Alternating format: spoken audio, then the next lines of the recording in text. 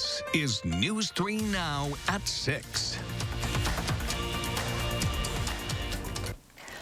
First tonight is an alert day for winter weather. Rain, freezing rain, and snow are all possible. We'll have a live look at road conditions so far, but first, Chief Meteorologist Gary Canalti joins us with your first warn forecast. Gary, what's happening out there? Eric, we've had some rain mixed in with the snow, and that's starting to transition more towards snow. You can see how this area of precipitation has really blossomed just over the last 3 hours and is moving from Iowa and northwestern Illinois into southern Wisconsin. A little closer radar view shows some rain in the Madison area changing over to snow pretty quickly. It's now snowing pretty steadily down to the south toward the Illinois state line. Visibilities are dropping as well, down to 1.5 miles in Janesville, 1.25 miles in Monroe. Still half-mile visibility and moderate snow in Dubuque, Iowa, and also in Prairie du Chien. So expect the snow to pick up in intensity over the next few hours. Winter weather advisories in effect until 6 a.m. Friday morning for Dane County and areas immediately to the west and north. Farther to the west, from west of Platteville to Lone Rock to Wisconsin Dells line, that advisory runs until 6 p.m. tomorrow.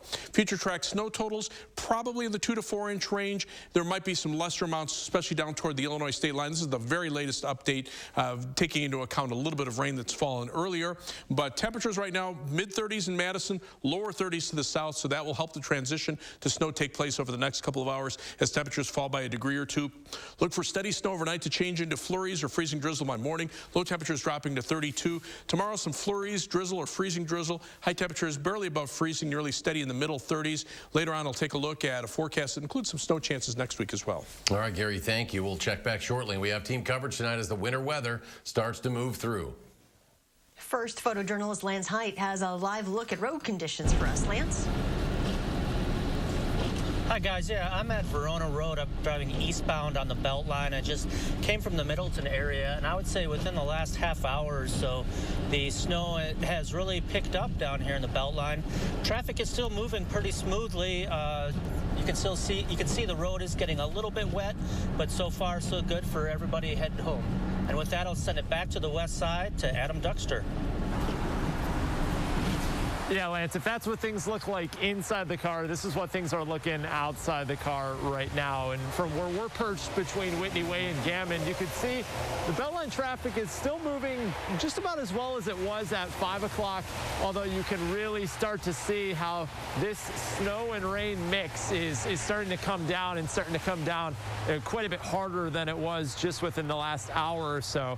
The city of Madison says they will have nearly 3 dozen plows on the road once the snow really does start coming down pretty heavy here, and they say those will go all the way through tomorrow morning, as they say it could be kind of a slick commute even if you're coming home late tonight or even headed in early tomorrow morning. So again, we'll continue to keep our eyes on the road, but the city of Madison says they've got nearly 3 dozen trucks coming to the help here as the night goes on. All right, gentlemen, thank you. Our thanks to Adam Duxter, Lance Height, live at the Beltline tonight, guys. Thanks. The black man who was shot multiple times by Kenosha police, leaving him partially paralyzed, says he was prepared to surrender just before the officer opened fire. My babies are right here, my babies. So after he stopped shooting me, I said, Daddy, love you, no matter what. I thought it was going to be the last. I thought it was going to be the last thing I say to them. Thank God it wasn't. I couldn't hear that. Jacob Blake was on ABC's Good Morning America, recalling the moments after Officer Rustin Shesky opened fire right in front of Blake's 3 children who were inside his vehicle. Blake says a pocket knife fell from his pants during a struggle with police. He says he picked it up to put it inside his vehicle and then planned to get on the ground with his hands behind his back. Last week, a prosecutor declined to file charges against Shesky, concluding he couldn't disprove the officer's claim that he acted in self-defense. Local authorities are bracing for possible protests in Madison. The city's interim police chief says as of now, the department is not aware of any specific threats to the city in the days leading up to President-elect Joe Biden's inauguration on Wednesday. Still, you may notice extra officers in the downtown area just in case there is a planned protest on Sunday. And Chief Vic Wall says the goal is to be prepared for anything. We will certainly have a police presence there. Our job, as always, is to facilitate First Amendment expression while maintaining a safe environment and ensuring public safety. Our folks will be out there to do that. Chief Wall expects the downtown area to be busy on Sunday. He says if you don't need to be there, you should consider avoiding that area. Madison police want people to stay home if they're worried about armed protests at the Capitol this weekend. But what if your home is outside? Jamie Perez tells us how local organizations are working to get the most vulnerable people to a safe place. John Zernitsky isn't worried about himself sleeping downtown this weekend, but he is worried about his homeless friends. What's your biggest concern for them?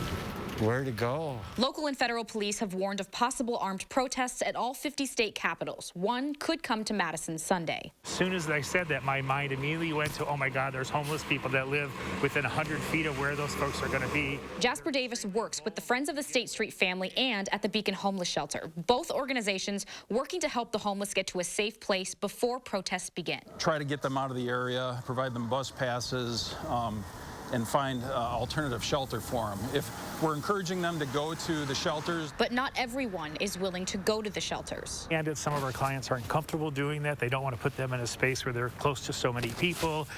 You know, there's lots of other personal issues that people have, and sometimes they just like to distance themselves. That's why the Friends are working with other organizations to provide more options, including the Boys and Girls Club, which just got a $5,000 donation to help put the homeless folks into hotels and provide them with food and clothes. They are vulnerable, and we just don't want them to have any conflict with anyone, and we want to be able to remove any barriers that exist and make sure that they have options. For those who still choose to stay outside, Friends of the State Street family staff will be monitoring the area throughout the week to make sure everyone is okay. So that's the challenge, is that, you know, everybody's safe, and we do this in the safest way possible. In hopes of changing some of their minds. Yeah, I might be going soon. So if you happen to be downtown, if and when these protests happen, and you see someone who may be in danger, may be in need of some help, but doesn't really have anywhere to go, please contact Friends of the State Street family on their website or their Facebook page.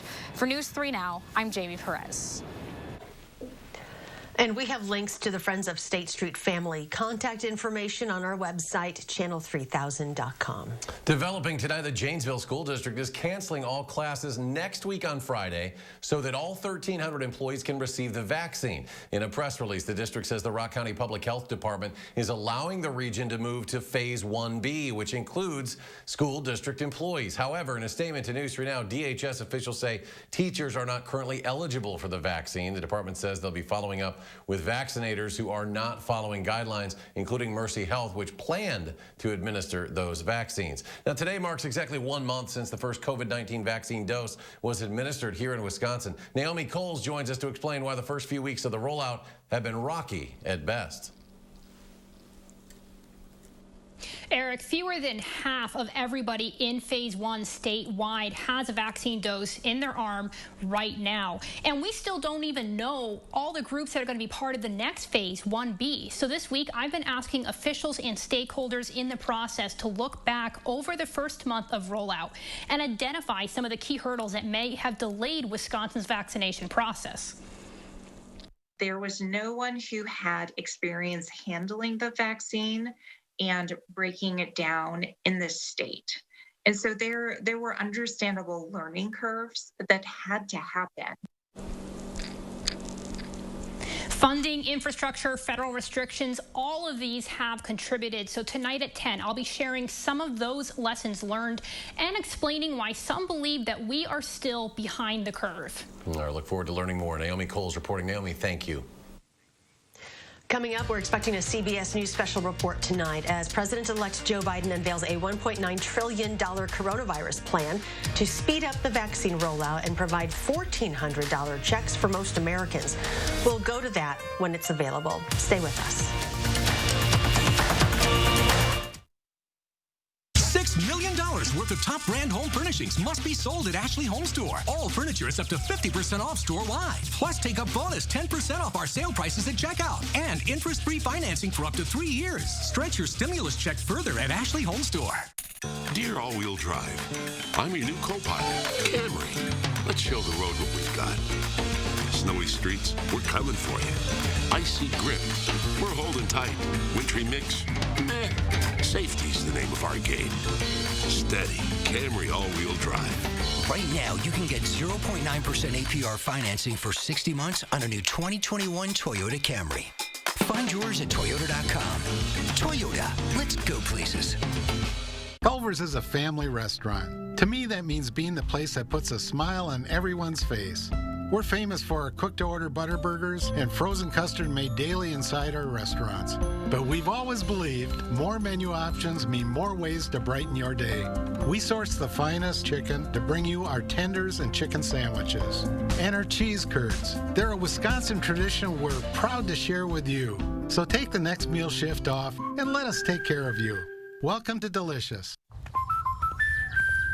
At American Family Insurance, we've always protected more than what you drive. We've protected and supported the dreams that drive you. Right now, that means extending our 10% savings on auto premium for all current and new auto customers through March, so you can get a little closer to your dream. Whether your dream is discovering new roads and new limits, or supporting that dream. American Family Insurance. Insure carefully. Dream fearlessly. The $6 million stimulus sell-off is now at Furniture and Appliance Mart. Save huge on top brand appliances, including top brand doorbusters like these. Plus special no-interest financing for 18 months and quick ship delivery at Furniture and Appliance Mart inside Ashley Home Store off the Beltline. You won't have to pay for your COVID vaccine, but they're not free, and neither is distributing them. Adam Dexter explains how a group in Rock County would like to use more than $200,000 to try to get people vaccinated as soon as possible. Since vaccines first arrived in Rock County last month, nearly every frontline worker in the 1A category has at least gotten their first dose. But county leaders say getting the vaccine to everyone will be a larger challenge. Vaccinating the entire community is going to be a mass effort. You know, it's a massive undertaking. And that's why County Administrator Josh Smith formed a county-wide vaccine advisory group, which includes health leaders and the local health department. I think all of us recognize that this is a collaborative effort and that we can't do it on our own, that it's going to take healthcare, it's going to take pharmacies, it's going to take public health. Tonight, that group will ask the county board for $250,000, money that they say will make it easier to get vaccines to everyone. The money makes all the difference in the world. All parts of the COVID-19 response and recovery are very human resource intensive. Additional personnel to help with vaccine coordination sites. It could be for things that we would continue to need that we've needed for months, like more PPE potentially. Regardless of if they get the money, the vaccine advisory group will continue meeting. They say if COVID cases keep falling and vaccinations rise, reopening can begin, possibly even prior to everyone getting their shot. It's going to take time. We expect it to. And it's going to take the efforts of multiple vaccinating groups to accomplish it and be successful. In Madison, Adam Dexter, News 3 Now. Both Cordova and Smith say they hope to move into vaccinating the general public by late spring, but say it all depends on how many vaccines Wisconsin gets as a whole. All right, I want to get back to more on the winter weather moving through our area. Here's Gary with the very latest, our first warn forecast. Yeah, Eric, the snow moving in pretty steadily now from the south and southwest for areas south of Madison, continues over parts of Iowa and Illinois, so it'll be snowing pretty steadily through the evening hours. Visibilities have dropped to a half mile in Dubuque, Iowa, a mile and a quarter in Rockford, Illinois, and light to moderate snow. 3 miles here in Madison with light snow. Snow amounts of about 2 to 4 inches expected through much of the area, maybe some localized 5-inch amounts up toward the Dells, down toward the Illinois state line. Amounts might be a little closer to an inch. But there are winter weather advisories for much of Wisconsin, parts of Illinois and Iowa, blizzard warnings out to the west, and winter storm warning south and east of the Twin Cities. Wind gusts are now in the 40 to 50 mile per hour range in the Dakotas, moving to western Minnesota. That's why they have the blizzard warnings out there. But on Weather Track, this whole storm system is kind of spinning up right over us. The jet stream has really looped around, and there's a couple of areas of low pressure. Eventually, this will become the main storm system as this one weakens. So that's why we're starting to see the precipitation consolidate a little bit more to our south. Temperatures are right around freezing or just a little bit above. Cold enough for snow, but there could be a mix, at least for areas north and northeast of Madison, until those temperatures drop enough to keep it all snow. Compared to 24 hours ago, temperatures are cooling off to the west, are about average, are about the same here. But as we look at the 8 to 14-day temperature outlook, notice below normal temperatures, a shift in the overall weather pattern as we head into the latter part of January, and above normal precipitation as the weather pattern is expected to be a little more active. So our forecast includes winter weather advisories until 6 a.m. tomorrow. This is for Dane County and areas immediately to the west and north. And then west of Platteville to Lone Rock to Wisconsin Dells line, we have a winter weather advisory until 6 p.m. tomorrow evening. That's for this area to perhaps see a little more in the way of wind that could blow the snow around, and also some freezing drizzle and snow mixed in. For tonight, look for occasional snow, perhaps mixed with a little freezing rain or rain for a bit this evening. About 1 to 5 inches of accumulation by morning, with the heaviest amounts north and west of Madison. Low dropping to 32, and that will all kind of taper down to flurries and freezing drizzle by morning. For tomorrow, look for mostly cloudy skies. We'll just see some flurries, drizzle, or freezing drizzles. We're kind of like in the center part of the storm. High temperature topping out at 34 degrees. As we take a look at future track, notice the steady nature of the snow through this evening. This takes us through 10 p.m. It starts to lessen a little bit to the south. Farther to the north, the snow will stay pretty steady through the early overnight hours. And then as we head toward tomorrow morning, it'll start to wind down. We'll start to see a transition to more just flurries and some freezing drizzle with temperatures right around the freezing mark by early tomorrow morning. Then again, because we're close to the center of circulation, which will be over Iowa, we'll see the heavier snow amounts stay farther to the north and west. So again, here in the Madison area, 2 to maybe 3 inches, some localized 1-inch amounts down towards southeastern Dane County. The farther north and west you go, you start getting into the 3 to 5 inch range, especially as you get north and west of Wisconsin Dells. As we look at the 7 to 10 day forecast, notice flurries continue into Sunday. From Monday, the Martin Luther King Day holiday, look for a high of 26 with just cloudy skies. There'll be some snow showers from Monday night into Tuesday, a break in the precipitation Wednesday and Thursday, chance of snow Thursday night into Friday. A little colder for next weekend, but there'll be a chance of snow on Sunday. That storm looks like it could be a little more significant, so we'll keep an eye on that. We'll be right back. $6 million worth of top brand home furnishings must be sold at Ashley Home Store. All furniture is up to 50% off store-wide. Plus, take a bonus 10% off our sale prices at checkout and interest-free financing for up to 3 years. Stretch your stimulus check further at Ashley Home Store. Menards has everything you need for your painting project. We have the best brands, best quality, and best prices, period, on paints from Pittsburgh. Choose your paint colors with confidence. We offer free custom color matching and tinting to create over 2,000 color options. Grand Distinction is a paint and primer in one with a distinctively rich and beautiful color. A gallon is $30.98. Now, during Menards Project Day sale. Save big money at Menards. One call, that's all. It means a lot. One call, that's all. That means they gonna take care of business, man. Just what it says. One call, that's all. One call, that's all. One call, that's all. It's a one call, that's all. One call, and that's all. One call, that's all. I didn't believe, but now I do. One call is all it takes. One call, that's all. That's all it took, and I thank them. If you've been injured, call Gruber Law Offices. One call, that's all. Golden Cars is having a huge winter sale. Don't miss out on 2017 Ford Escape starting at $11,995 or $185 per month. That's right. You can buy a 2017 Ford Escape starting at $11,995 or $185 per month. Golden Cars is family owned and operated for over 50 years. So just hurry in today and ask for my sister, Crystal the Pistol Gobin. Or my brother, Donovan Gobin. You gotta go to Gobin, GobinCars.com.